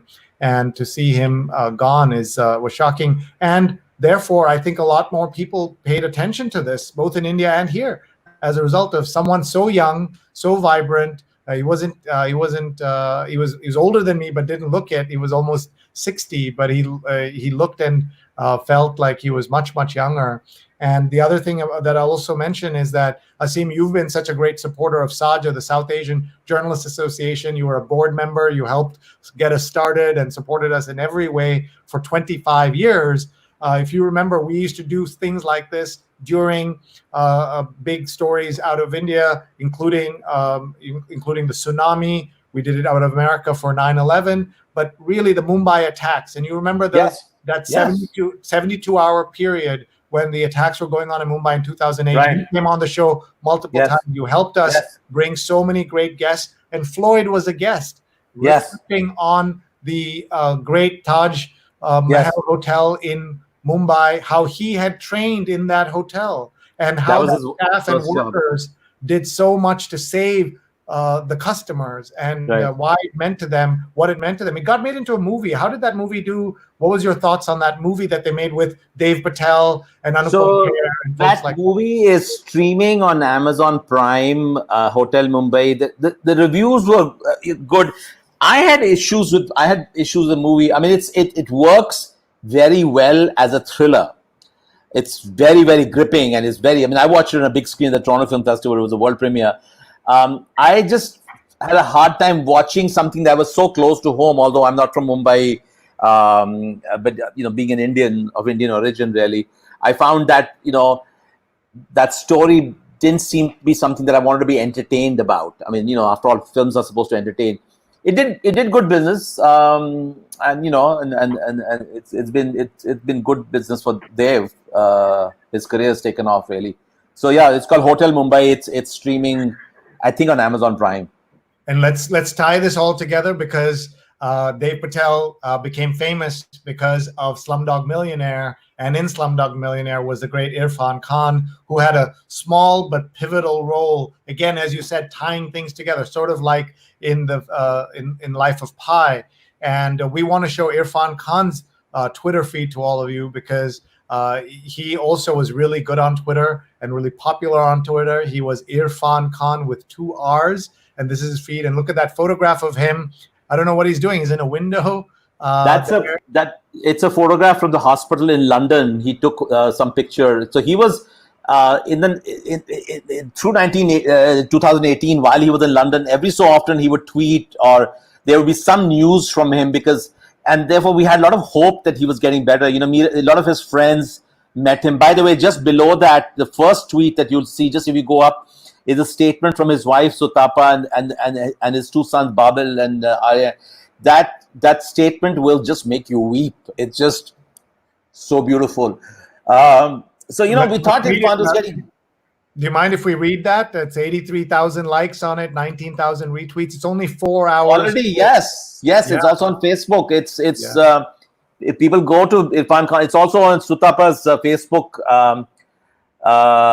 page. But on Twitter, people can read this. It's very moving, and she basically talks about. I mean, she realizes that it's a loss for the whole community. It's like, all of us are a part of the family. And what she learned from Irfan, I can't talk more about it. It's there. People should read it, really. All right. I'm going to try to read a little bit of it. Aseem, I won't ask you to read it. Yeah. How can I write? This is his wife, Sutapa, writing with with their sons, Babil and Ayan. If you're just joining us, this is a conversation with Aseem Chabbra, the great Aseem Chabbra, a wonderful friend of ours who is in Delhi right now under lockdown. And he is with us as we talk about the deaths of Irfan Khan and Rishi Kapoor. And Sutapa, the wife of Irfan Khan, writes, "How can I write this as a family statement when the whole world is taking it as a personal loss? How can I begin to feel alone when millions are grieving with us at this moment? I want to assure everyone that this is not a loss, it is a gain. It's a gain of the things he taught us and how we shall finally begin to truly implement it and evolve. Yet I want to try to fill in the things that people don't already know. It's unbelievable for us, but I would put it in Irfan's words, it's magical, whether he is there or not there. And that's what he loved. He never loved one-dimensional reality. The only thing I have a grudge against him is he has spoiled me for life. His strive for perfection doesn't let me settle for ordinary in anything. There was a rhythm which he always saw in everything, even in cacophony and chaos. So I have learned to sing and dance to the music of that rhythm, even with my tone-deaf voice and my two left feet. Funnily, our life was a master class in acting. So when the dramatic entry of the uninvited guests happened, I had by then learned to see harmony in the cacophony. The doctor's reports were like scripts, which I wanted to perfect, so I never miss any detail that he sought for in his performance. We met some amazing people in this journey, and the list is endless, but there are some that I have to mention, including our oncology. It goes on. I am tearing up here. I know, it's beautiful. Partly because I'm also thinking of our friends who we've lost, our colleague, Brahm Kanchibotla, yes. Our colleague. I've had, Aseem, as I think I mentioned to you, at least 4 people who have been to our house or we've been to their house who've passed away from COVID-19 over the last, we've known them for a long time. And it hit home in a way that even 9/11, which is just out our window and your window, that same number for 9/11 was 0, even though we live in New York. We know people who escaped. We know people who died, etc. But that just tells you the extent of this carnage. As we said, carnage without violence, but it is violent in the way it's been taking away loved ones of so many people. And then the economic damage also, Aseem, you've not been back to New York since it started, but to think of a country where 40% of Americans didn't have enough money to go to a funeral, unexpected funeral across the country. That means they couldn't afford $500 out of, a surprise $500 expense, 40%. This is supposed to be the greatest country on earth. Now, today, 25 million people are unemployed. Just imagine what that's going to do to this country and what it's going to do to and affect so many people, including now villains are coming in like Stephen Miller and others, using this as an excuse to go after immigrants and close down immigration that has brought to America a lot. And America has been so friendly and open to you and me and all of us, yes, people. And so all of this is very emotional for me. I just want to say thank you for being a friend for so many. Sree, thank you very much. By the way, Sree, I'm so happy to see your studio. It's a living room that I know very well. You were with us last in November or December. You were December. Yeah, November, December. I was here. Yeah. And we had a party, of course, for you. And Right. you came over, and this is what people like you and me miss, right? The connection, the physical connection is important. We are trying to be socially close but physically distant, and it's hard for us to do that. So let me leave you with give you a chance to give us a final thought, and then we'll say goodbye. Yeah, life is so unpredictable and so sad. I mean, we all have to sort of go one day, really. But when because I've spent so much of my life, loving movies. We all love movies, but writing about movie stars, and these I had got to know quite well professionally. They were not close friends, both Rishi and Irfan. But it feels like I've lost two friends in the last 2 days, and I'm not the only one. Millions of Indians and other people around the world are feeling that. It's just, why would I start to cry for a movie actor, really? I mean, at the end of the day, he was not related to me in any which way, but their death just impacts you so much, the loss. So, but we have to continue, hopefully things will get better. Hopefully this virus will, somehow things will improve. I just wanted to say that, we also, movies are really important now, right? That's an escape for people. It's always an escape, but the way people are watching Netflix and YouTube and Facebook and all of this stuff and Hulu and all of this is important to them. Manjula gives us a thumbs up. Rajendra sends us good vibes. Baisakhi says, love Chobs. That's awesome. And Ashok Sharma says, happy 50th episode, 50 straight days of this lockdown. Rose Horowitz says, what a beautiful sentiment from his wife. Wow. Zeddy, our friend Zeddy Emmons, who's watching, says, now I'm crying. Zeddy is amazing. We need to have her on a conversation. Tutan says, I'm so sorry, Sree. Mark says, moving conversation. How can I tell you? Can tell how much this guest means to you. Aseem Pradnya says, can't believe I missed this. Love you both. Thank you both. And Pradnya says, hey, Aseem. So on this note, we are going to go. Aseem, I do want to say to you that I use you as an example. Once I mentioned that Aseem Chabbra gets to watch movies for a living. And somebody said, he's so lucky. And I said, there's no luck about it. Of course, there's a little luck. But you spent, decades of earning that, right? Experience, expertise, research, studying, watching a lot of terrible movies. In order to know the good movies from the bad. And expertise matters in a world where everyone's a film critic, everyone's a journalism critic, everyone's a writer, everyone's a photographer. Expertise matters. And this is Aseem's example. It's fantastic.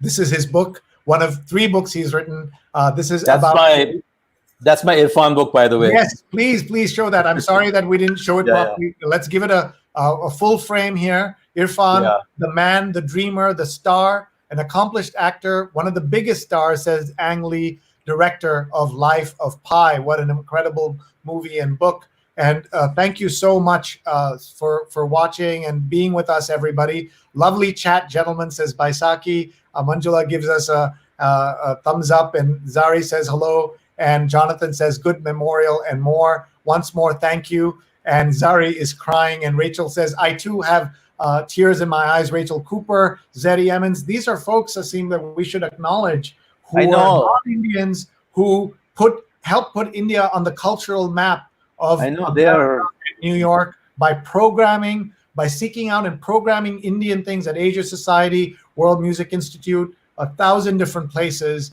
that made a difference so that Americans who are very insular, very uneducated about parts of the world, so many Americans are, they helped change that. And we're so blessed the way that they embraced India and made a difference in connecting. You talked about Martin Scorsese helping Satyajit Ray get an Oscar, an honorary Oscar. That tells you everything we need to know about this. Pooja says, thank you both and the guests who have joined before. Let's hope for a good time. Thank you so much, Pooja. I have some housekeeping to do, Aseem. I will let you go. Okay, thank you very much, Sree. Aseem Chabbra, Chobs on Twitter. I can't wait to have you back in our apartment for a party. I would love to. I really want to, yeah. And to go out eating, because food is an important part of your life. You're a And I've got to say, at this moment, I also am thinking of our friend Arthur Pius, who was both a foodie and a film critic.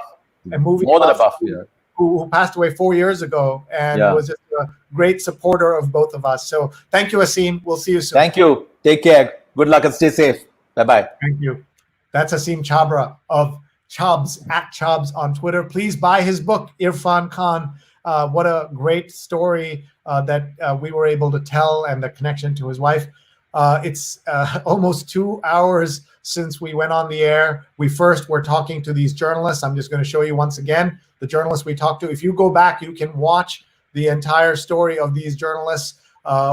Very senior, very interesting publications, independent publications, and we were able to get them to be with us. We're so grateful. And then Aseem Chabbra joined us at the end to talk about the deaths of Irfan Khan and Rishi Kapoor. I also had a chance to show you this photograph, which I love, of my parents in Fiji with Rishi Kapoor and Dimple Kapadia and Prem Chopra and the Deputy Prime Minister of Fiji all in one photograph.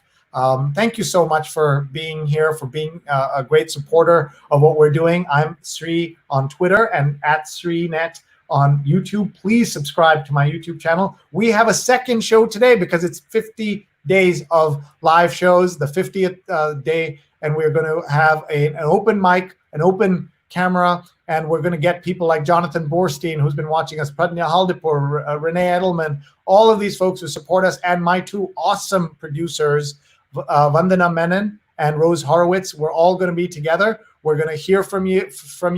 So please join us 9 p.m. Eastern time, 9 p.m. Eastern, 6:30 a.m. in India. Please join us today. That's 6:30 a.m. on Saturday, Friday, 5 p.m., 9 p.m. Today. We would love to have you join us. We want to thank our sponsors, Muckrack Academy, a free, on-demand, 2-hour course and certification on fundamentals of media relations. Why not sign up right now? Take a look. Tell your friends, mrac.co/media, mrac.co/media. We'd love to have you sign up. And also our great gratitude to Pajama Program. For every $10 donation made, Pajama Program will donate a new pair of pajamas and a book to support a child of an essential worker. This ad was made possible by a anonymous donor who paid for this ad. Please go to bit.ly/pajama1, bit.ly/pajama1. Maybe you have some kind of organization you would like to support. Please sponsor us. Sree@Sree.net. Email me, Sree@Sree.net. We are thrilled and honored to be on scroll.in on their Twitter, Facebook, and YouTube accounts. What an honor for us. And thank you for your support. 50 straight days. Please email me. Maybe you'd like to sponsor us. Maybe you'd like to give a shout out to someone in your life or an organization that you support. We'll get that in front of thousands of people who watch us every day. I'm just so grateful to everybody for being here. Sree@Sree.net is my email, @Sree on Twitter. Thank you very much, everybody, and we'll see you soon. Please be in touch. Please stay safe. Please stay home. Bye, everybody.